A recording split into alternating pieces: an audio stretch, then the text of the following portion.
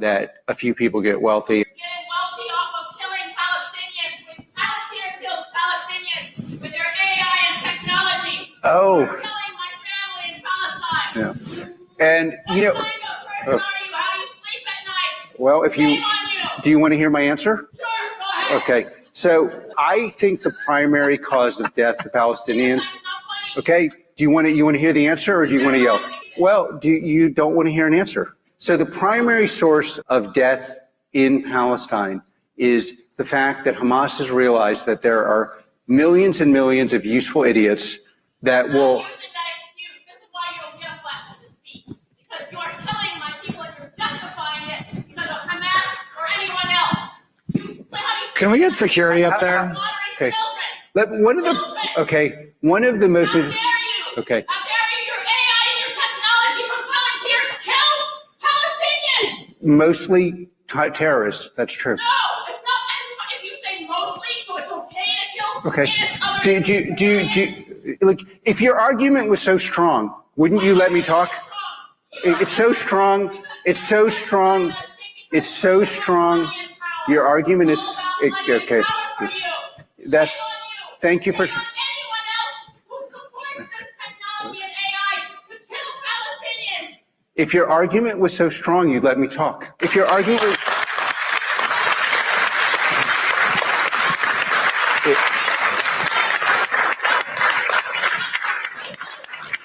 By the way, just as an ipso facto thing in my book, if you have an argument, thank you. Ma'am, I think we've heard you. I think we've heard you. Shame on all of you. Okay. For supporting a genocide. Shame on all of you. You are sick. You support a genocide. When the forces of brown people. I think you came to the wrong event. Okay. It's well, no, the yeah.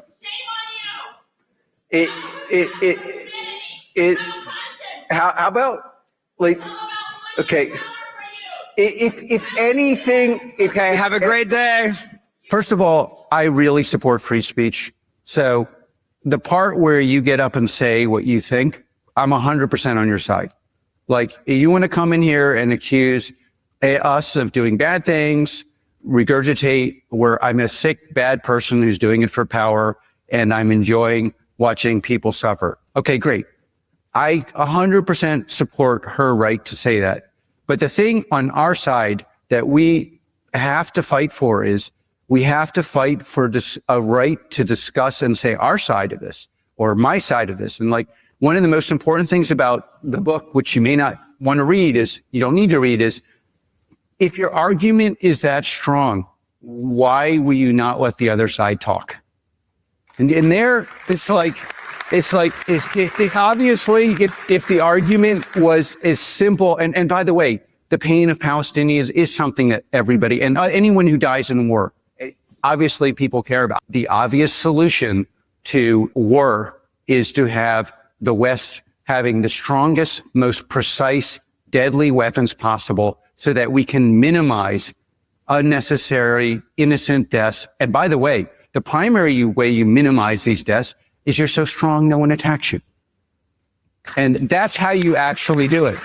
Now, there are many sides to this debate. One of the things that's really frustrating in the West is I spent a lot of my life in Germany. I'm kind of pro-German culture, especially where it actually works. You know, we kind of all support something like climate. I think most people support regulated immigration.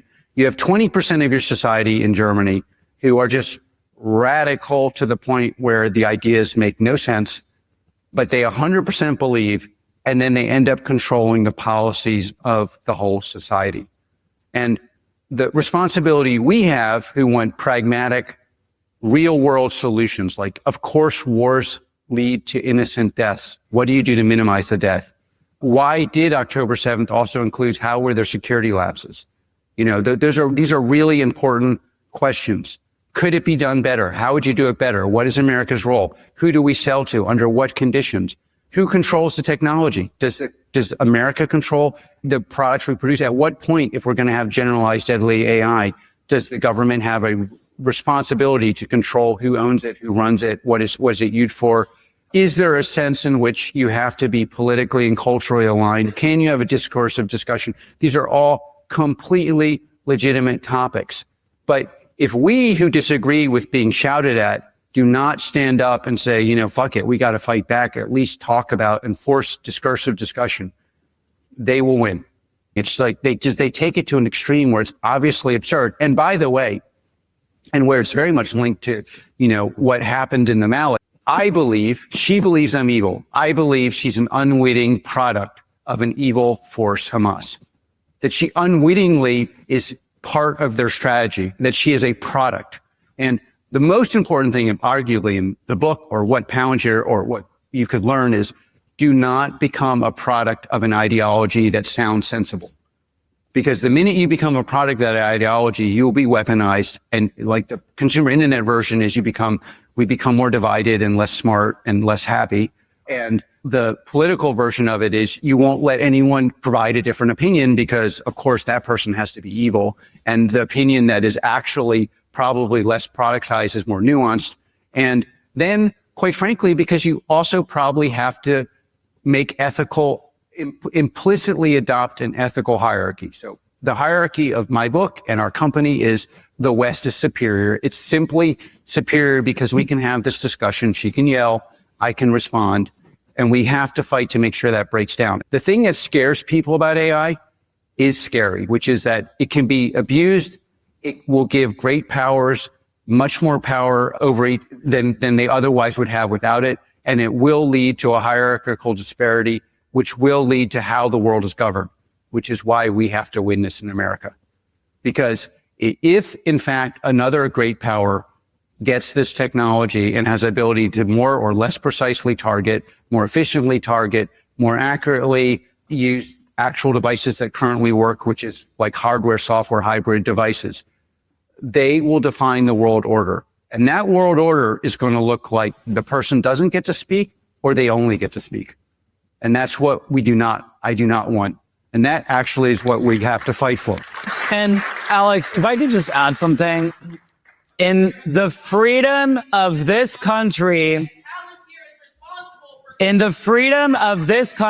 you're attacking the U.S. government.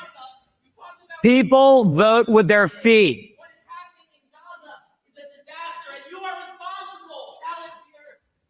People vote with their feet.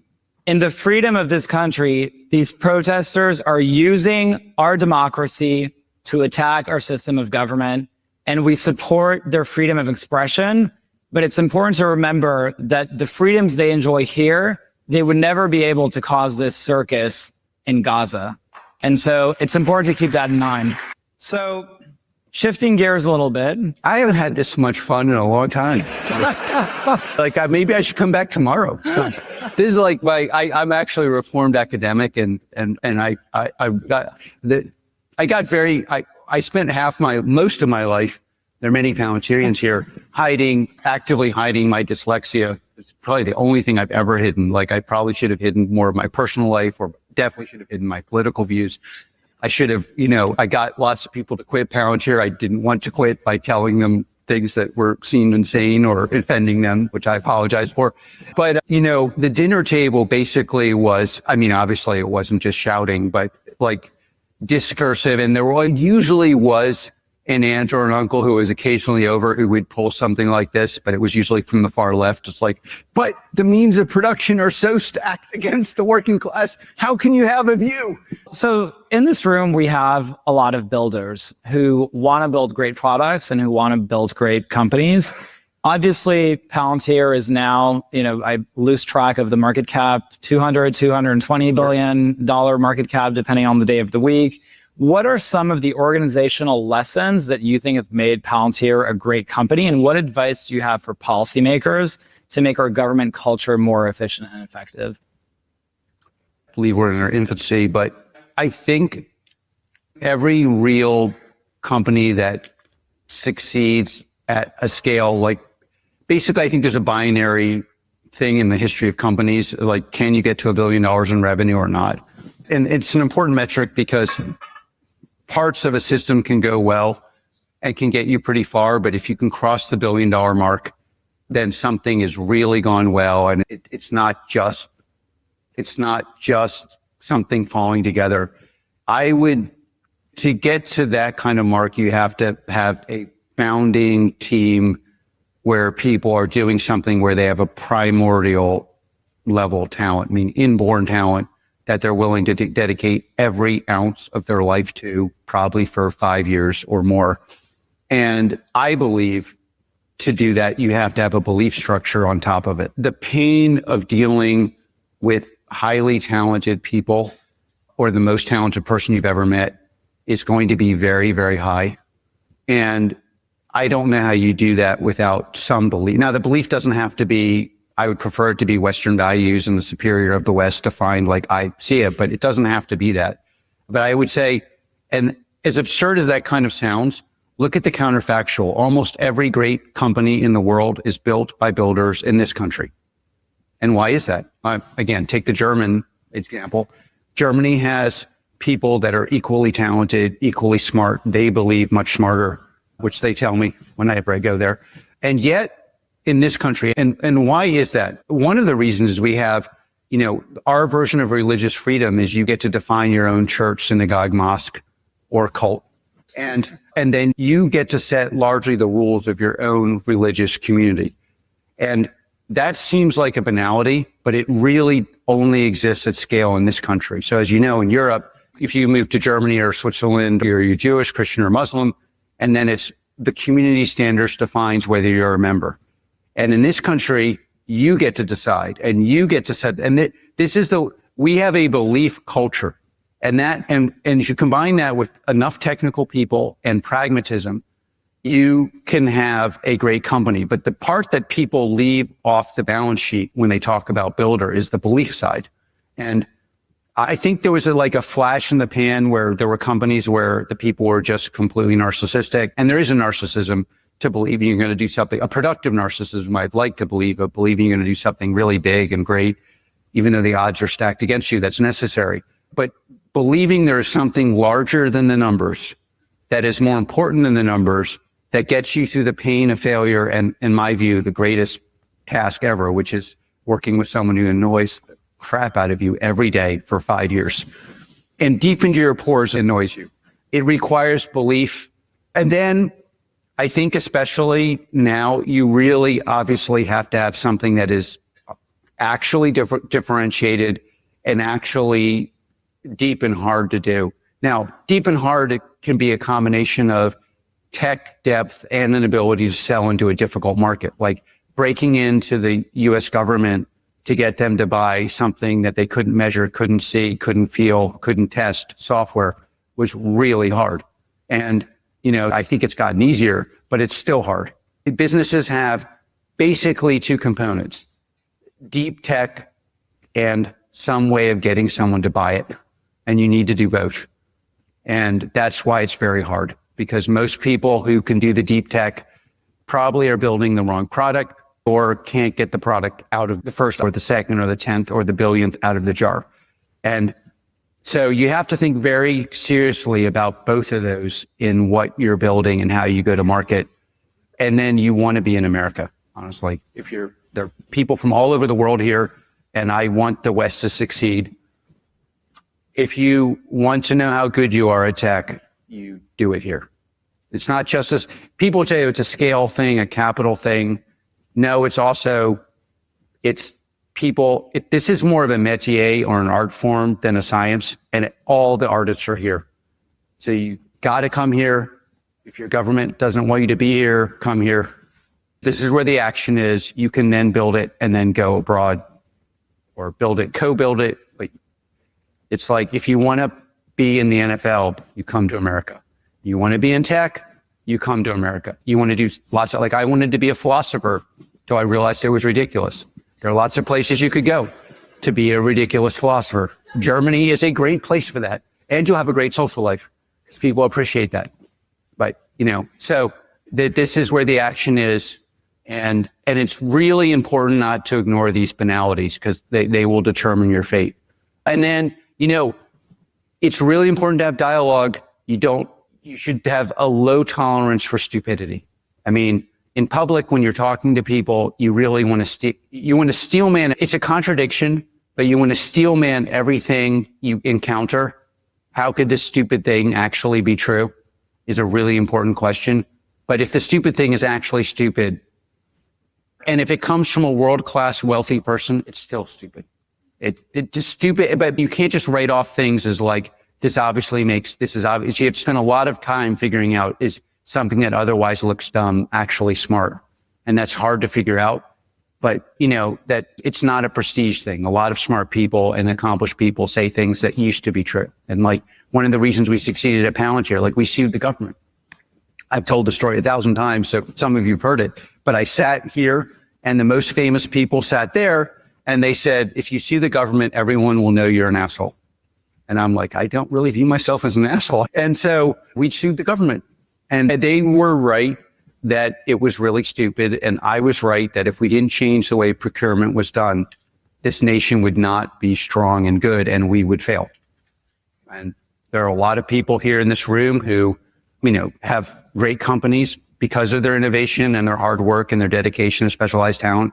And also because we sued the US government and now there's something like meritocracy. So you're still shooting uphill. But shooting uphill and shooting like to Mount Everest while they're dropping grenades on you is a different story. So Alex, in closing, these two protesters was actually my secret way of creating the perfect segue to talk about your assessment of America's policy in Israel post October 7th. And I wanted to ask you, where does Palantir, as a philosopher, you opine a lot on cultural issues. And Palantir took out a full page ad in the New York Times post October 7th to say Palantir stands with Israel. Where do you source that moral conviction? And can you explain to us a little bit why that's so important to you? Well, I think at the end of the day, moral conviction is just conviction. And for better or worse, we have it at Palantir and lots of people don't agree with our convictions. I do think having moral conviction is one of the main it's too simple to say you have clarity of conviction and therefore you're going to succeed. That's not true. But I do think the inverse is also much harder than people think. Without any kind of conviction, I think it'd be very hard to stick. Well, we had 17 years of where everyone was short Palantir. Everyone. And we stuck with it and then also the kind of highly meritocratic environment comes with pain. And so you need conviction to get that to work. And flat hierarchy means everyone's telling you're stupid all the time. So you need conviction to get that to work. The West has to survive. I think we have a way of ordering our life that is very special and is very underappreciated, often by our elite institutions, especially. And if we lose it, we will lose everything that makes everything work in this world.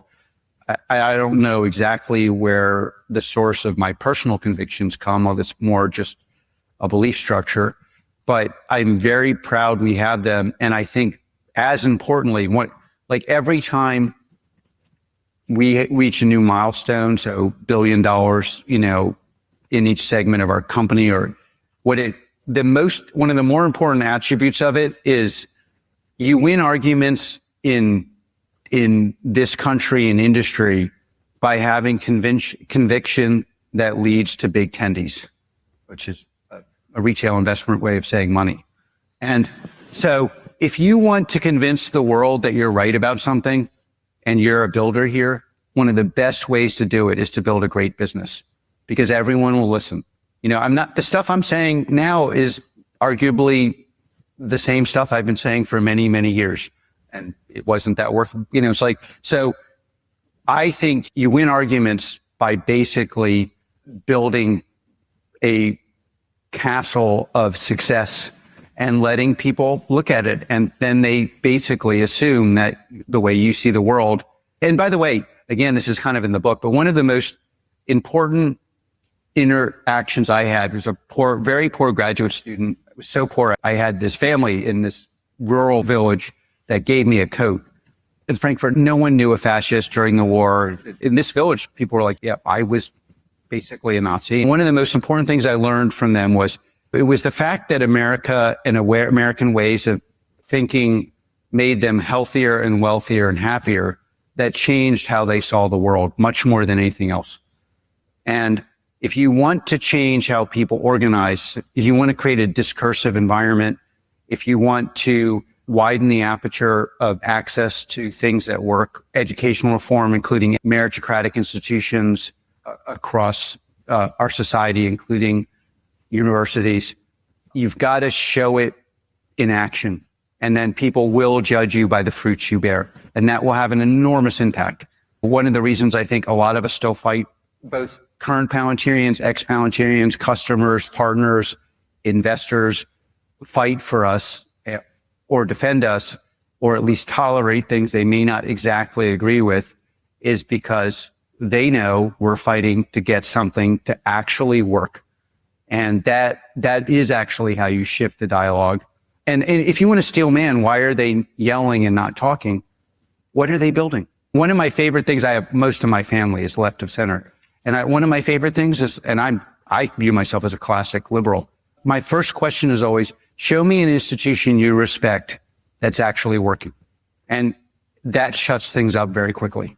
And I say, I'll give you an institution you don't agree with a lot, my company, and it's actually working.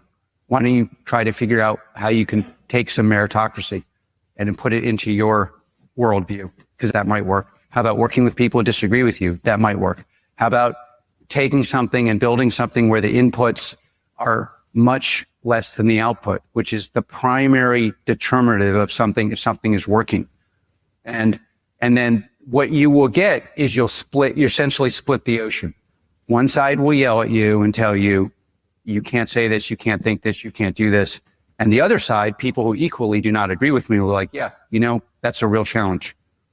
And it's those people that don't agree with you, that are open for a system that actually works, like a system that any system in a differentiated, complicated society below which we cannot regress without destroying all of our lives is going to have certain attributes. Talented people are going to succeed more. Hardworking people are going to see more. There's going to be wealth inequality. You're going to have to deal with ways to test for merit. There may not be the simple ways we know.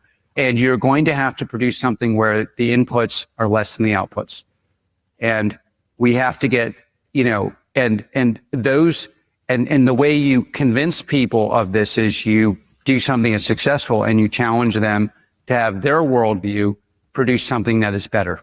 And usually what you'll find is half the people will say, yeah, well, you're kind of some form of bigot or you're evil. And the other half will be like, yeah, okay. And then that's how you organize things. And that's how you actually make a lot of change.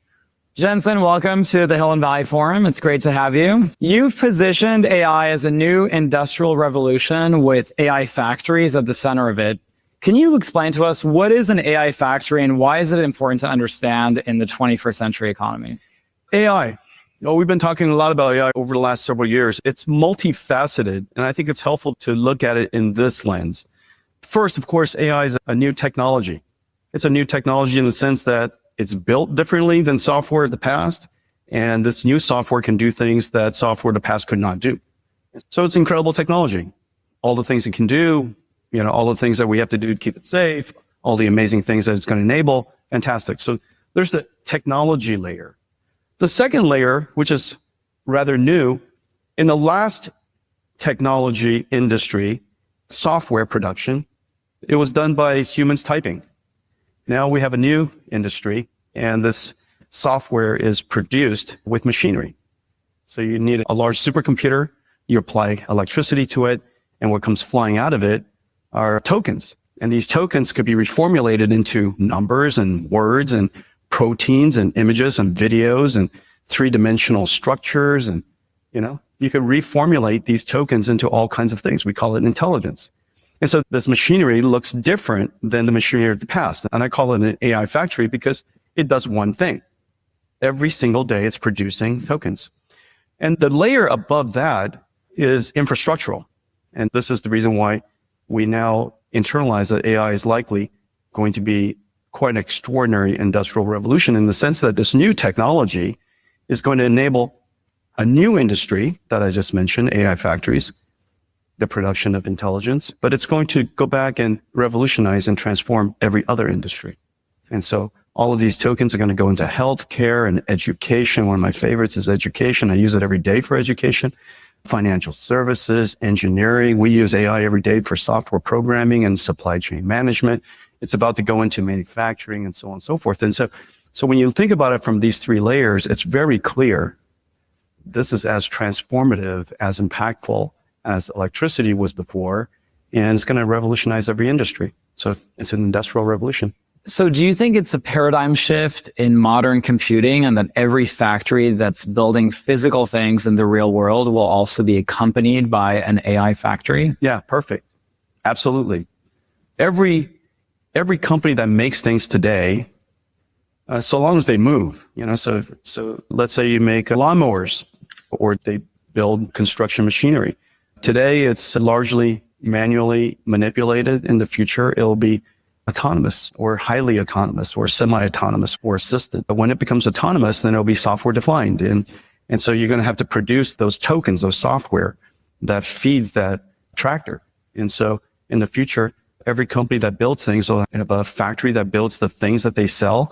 And then they'll have another factory that builds and produces the AI that runs on that thing that they sell. And so it's very clear when you look at car companies. Today's car companies largely make cars, but it's very clear that in 10 years' time, every car company will also produce the tokens that runs in those cars. You've talked a little bit about physical AI, the concept of physical AI over the last year. For policymakers who are thinking about the future of American policy, can you explain to us a little bit what physical AI is and how we should be thinking about it? Take a step back. AI really came to consciousness, modern AI really came into consciousness about 12, 14 years ago when AlexNet came out and computer vision was a big giant breakthrough. And that was I guess 2012. Around that time, when you take a step back, what is computer vision? In this largest context is perception, perceiving the world, whatever modality of information. It could be, of course, images, it could be sounds, it could be vibration, temperature. And we've now developed AI models that understand the meaning of all of that information and can be quite smart about it. The first layer, the first wave of AI was perception AI. The second, what everybody started talking about maybe 5 years ago, was generative AI. And generative AI is where the AI model has learned how to understand the meaning of the information, but translate it. So for example, you could understand English and translate it to French. You could understand English and translate it to images. And so you could prompt it to generate images. So generative AI is essentially a universal translator, if you will, a universal translator that understand the language of humans. And so that's the next wave. The wave that we're in now is where you now have AIs that can understand, it can generate, but as you know, intelligence requires us to solve problems and recognize conditions that we've never seen before. And the way we do that is we use reasoning. We apply rules and laws and principles that we've learned in the past, and we break the problem down step by step by step. And even though we've never solved this problem before, through reasoning, we can solve it. Okay. And so one of the unique capabilities of intelligence. And so we're now in this age called reasoning AI, and reasoning AIs allow you to produce a form of digital robots. We call them agentic AI, agents. It has agency. And so AI that can understand the task that's been given, it can go off and learn and read, use tools like calculators and web browsers and spreadsheets, and then come back and does something for you. And it could be something related to supply chain, so it accesses SAP. It could be something related to HR, access Workday. And so these agentic AIs are essentially robots, but they're digital workforce robots. And so in the future, we're going to be the generation of CEOs that are going to manage biological workforce as well as digital workforce, and HR department for the biological workforce and our IT department are going to become the HR of agentic AI.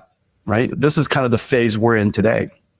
The next wave requires us to understand things like the laws of physics, friction, inertia, cause and effect. The fact that I tip that thing over, it's going to fall.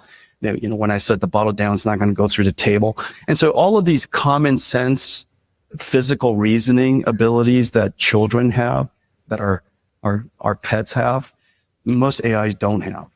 You know, I roll a ball over the kitchen counter and it goes up over the top and it disappears. Well, the AI thinks it's disappeared, but you know, your dog knows it's on the other side. It understands this concept called object permanence, and it didn't go into another metaverse. So it runs around the table and gets it.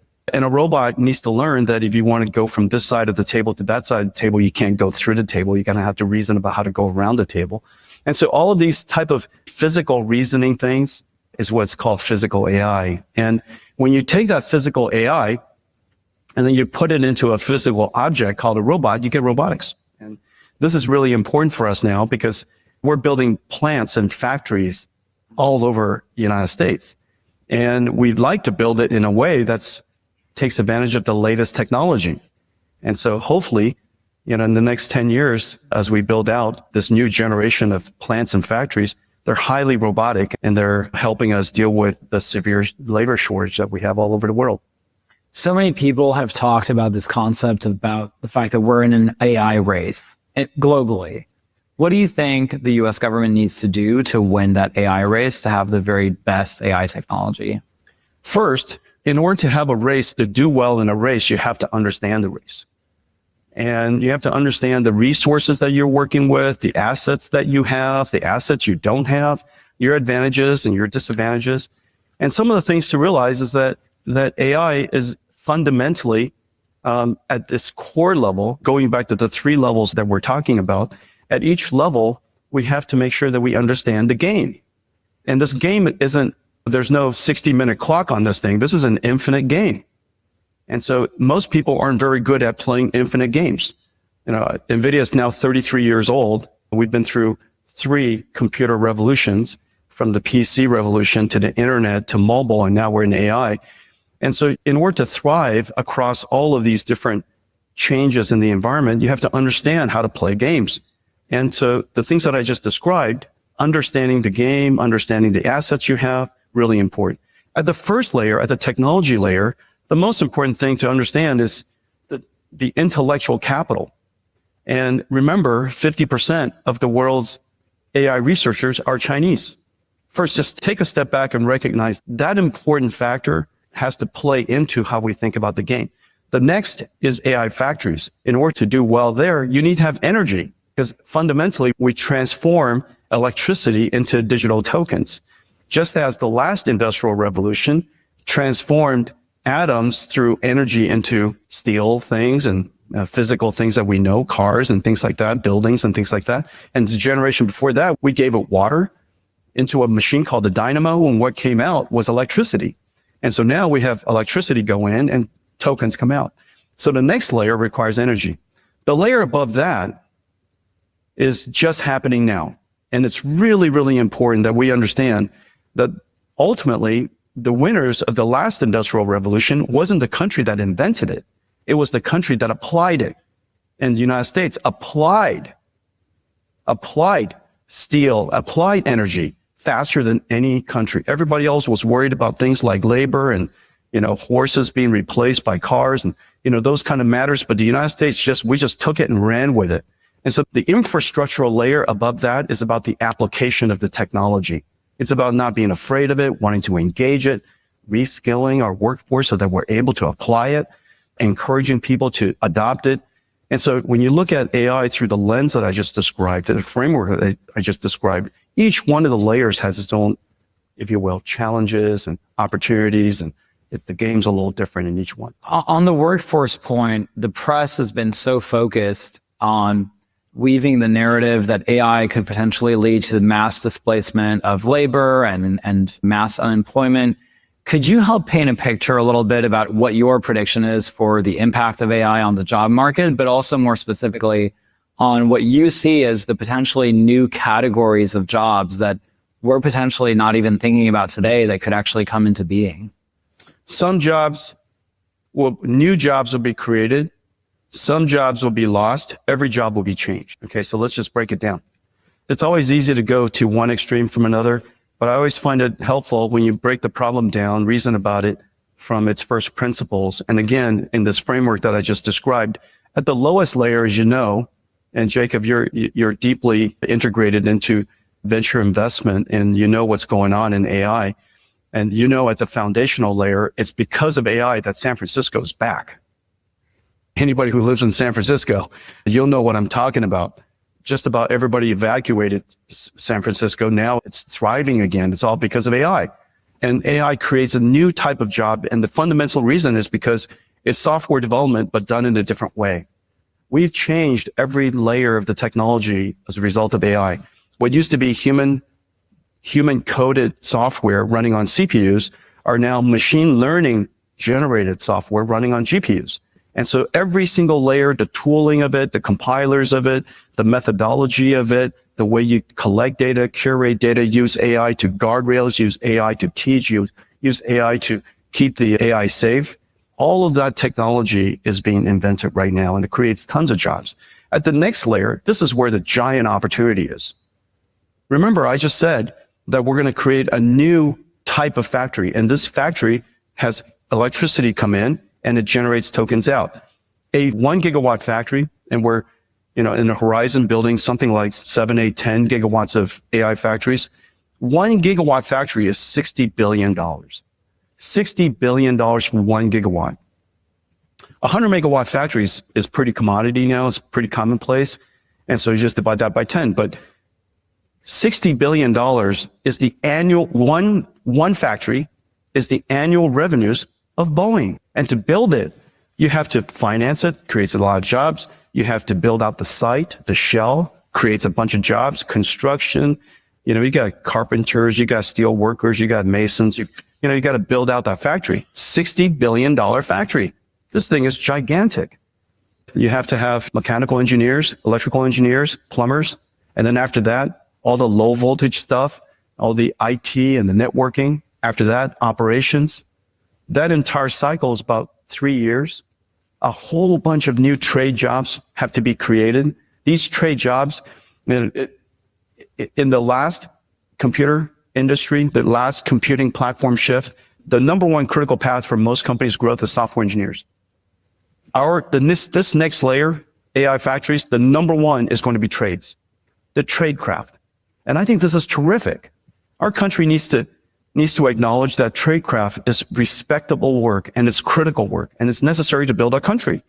And so we want to encourage tradecraft, electricians, plumbers, carpenters, steel workers, the whole span of it.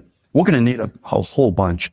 And then now above that is when we can start talking about how are these AI agents going to change the work of doctors or financial service professionals or customer care, or in our company, just as a starting point, every single software engineer is now assisted by AI assistants.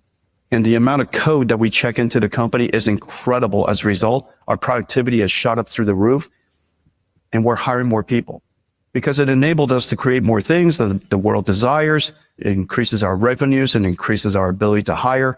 And so I think that layer above really wants to engage AI as early as you can. Remember, it's not AI that's going to take your job. It's not AI that's going to, destroy your company. It's the company and the person who uses AI that's going to take your job. And so that's, something to internalize. There's been such a huge amount of focus lately on bringing manufacturing back. A lot of people in the AI space have talked about the concept of how digital twins and manufacturing plants adopting digital twins could actually help enable rebooting manufacturing here. And simultaneously, the CEO of Apple, Tim Cook, recently said that one of the main bottlenecks to reshoring and making the iPhone here was having a good and precise robotic arm technology. So on both counts, it really seems like AI could be an enabling technology for manufacturing and reshoring. Could you tell us a little bit more about what your prognosis is on that? Yeah. Well, first of all, manufacturing is not about low-cost labor. Advanced manufacturing today is software. The entire factory is software driven. The entire factory is one giant robot, and it's a robot orchestrating a whole bunch of robots inside.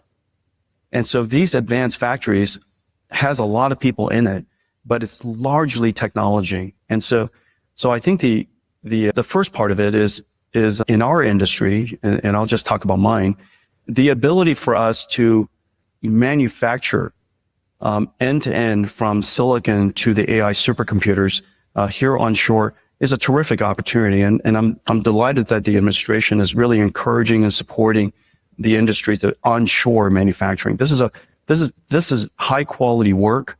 It's advanced technology work. Doing it onshore is a fantastic opportunity. And I'm very enthusiastic about it. We're huge proponents of it. And we're fortunate that we have partners around the world who are supporting us to do that. That's number one. Second, if we don't get good at manufacturing, we're going to leave behind a giant industry. What country doesn't want to get engaged in this new industry called AI? Why would you not want to produce AI? Why would you not want to engage in one of the most advanced manufacturing? It's manufacturing. It just happens to be numbers when it's done. And just like it was electrons at the last industrial revolution, most people couldn't understand that you could create this thing through a machinery called dynamo. Now we call it, Nvidia AI supercomputers. But back then, a dynamo, what came out of it was invisible. It's electricity. Don't touch it, but it's electricity. It's electrons. And now, it's a new form of electrons, it's numbers. And so, of course, we want to engage in this new industry. And in order to do that, we have to have manufacturing onshore. Now, the thing that is absolutely the case, because manufacturing is so technology intensive, we should do it in a digital twin first. We should do it in virtual reality first. Nvidia designs the most complex systems in the world. Each one of our generation R&D, call it $20 billion, maybe more now, but call it $20 billion of R&D just to produce a family of chips. We designed those chips completely in their digital twin. They existed for months and months and months, long before we ever produced it. The moment I produced it, I know it to be perfect. I know it because we've simulated it exhaustively and we emulated it and we put it into its paces. We should do the same with digital factories, large factories. We should completely create digital twins, use artificial intelligence to create these digital twins, operate it, virtual integration, integrate these magnificent structures completely digitally, operate it, optimize it, and use it for planning your output completely digitally. And in the future, every factory will have a digital twin version. In the future, and I'm hoping every human will have a digital twin version. Every car has a digital twin version. Every building has a digital twin version. Every city has a digital twin version. So this idea of digital twins is happening now, and it's all happening because of artificial intelligence. What is your expectation on the timeline by which we live in a world where AI-enabled robots become a ubiquitous part of everyday human life? A self-driving car is a robot. Now, it's taken us about 10 years. And now Waymo is in cities around the nation and is doing fantastically. It's terrific to see the Waymos driving around in San Francisco and other cities. It took about 10 years. Robots will take less time. And the reason for that is because we can constrain the environments where the robots operate. And so the robots don't have to be as general purpose as a car. Once you're in San Francisco, you got to work in every street and every single condition. And so in the case of a robot, we could be a lot more constrained. From the moment that something is prototypable, fairly functional, to the time that it becomes a high volume product, call it 5 years. And so we have quite high functioning robots today. And so in some 5 years time, we're going to see robots get pumped out of these factories. And every car company who makes cars today will be very good at building robots.